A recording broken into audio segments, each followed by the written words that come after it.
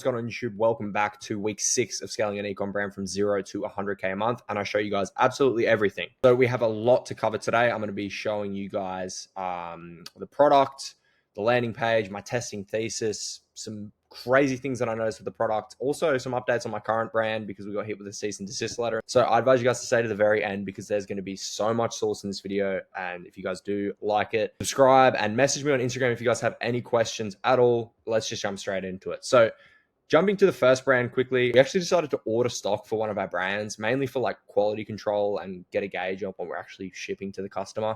And this was a really good, like, kind of eye-opening moment because we'd never done anything like this before. And we're doing about 200 to 250 orders a day at the moment. At that volume, it's just like numbers on a screen. You know, you can't really comprehend it, but it's only when you do something like this. This was like 90 orders and we actually ran out of packing slips. And yeah, we ended up getting hit with a cease and desist letter from one of our competitors. So we had to get a lawyer, and holy shit, I didn't realize how expensive lawyers were. We're looking at about $5,000 to $10,000 just to get them to look into this patent and see if it's valid, because our product is too close to our competitors or something like that.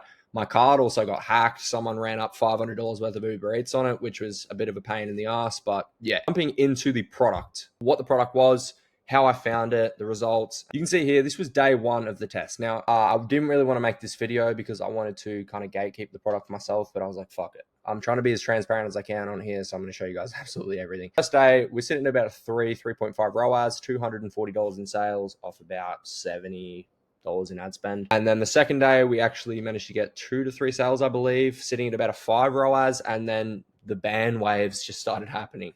Now, don't get me wrong, I have a pretty good system for troubleshooting bans, and we managed to get the account back 3 to 4 times, but it was just consistent. Rejected creative after rejected creative. So yeah, that's why I'm kind of moving on from this product. Now, looking at it, I'll put a video up on screen just quickly on what the product actually does, but the reason why I like this product so much is because it is such a good alternative to gym gloves. Now, gym gloves are already big and pretty fundamental part of the gym, more specifically for older people and girls, but you know, there's a couple guys out there and wear them. But the best part about these were they are an alternative to gym gloves. They are more discreet. They offer more protection to your hands from callus, and they're also super strong and super durable. And it's rare to find a product like that straight from China. So yeah, I found this product on Instagram Reels. I'll break down exactly how I found it later, but just to give you guys a bit of context, I looked into the competitors and I saw a massive gap in the market. Like, all the competitors were framing it in an angle like this professional gym lifting device, more shooting towards males and like females on the side. But I'm going to tailor absolutely everything on my website towards girls. And you'll see when I run down the website and everything in a minute,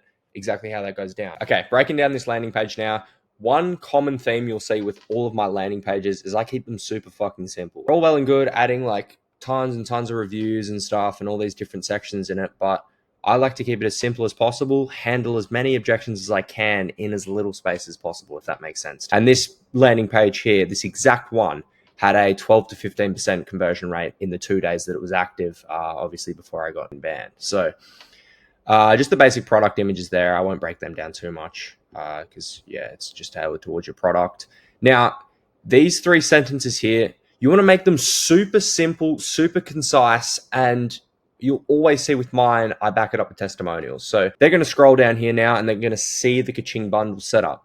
This is another thing I like to include is if your product comes with a free box, if your product, just say you're running like a bikini trimmer or just say anything you're running, if your product comes with something for free from the supplier, i.e. a box, like a blade guard for the bikini trimmer, add it in as a freebie. Now scrolling down a little bit here, what I'm doing with my landing pages is I'm putting myself into the buyer's perspective, and then I'm scrolling down and I'm imagining I have no idea what the product does. I have no idea how the product can help me.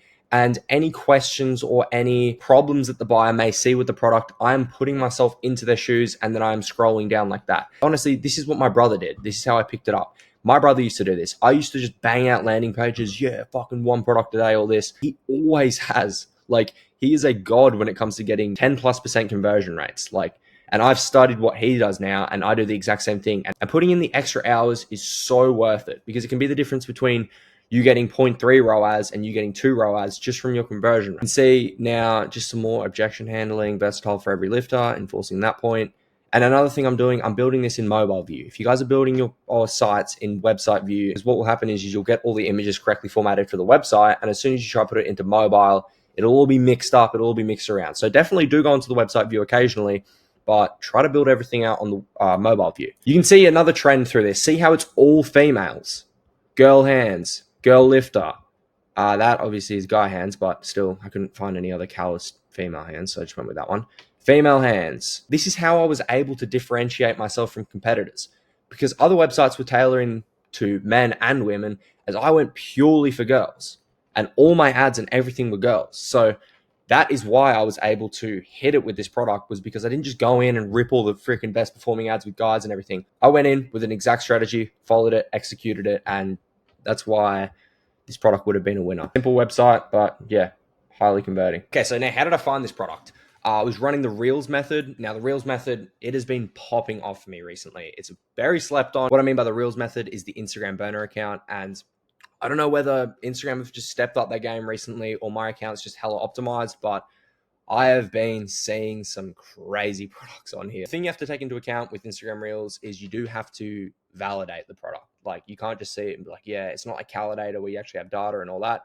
So you do have to do a bit of cross-referencing. Now I do cross-referencing with Calidator, Winning Hunter, and Ad Library, and that's how I'm able to see if the product's good, see if people are currently running it, and kind of see the volume and get more insight into the product and how I can potentially take a unique approach onto it.